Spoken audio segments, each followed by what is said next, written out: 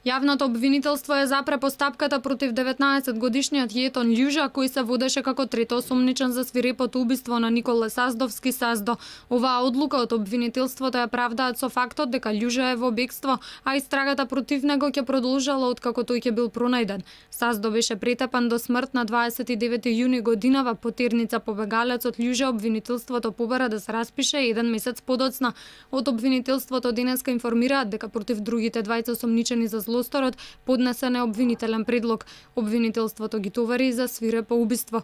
Според истрагата на критичниот ден, обвинетите откако му пришле на Никола и му побарале лична карта, тие неочекувано започнале заедно истовремено да го удираат со боксови во пределот на главата и градите. Од силните удари Саздовски загубил рамнотежа, паднал на тротоарот, пошто продолжиле без милост да го тепаат. По овој крвнички напад бил принесен во ургентниот центар. Од тешките повреди на 3 јули настапила мозочна смрт, а 6 дена подоцна починал.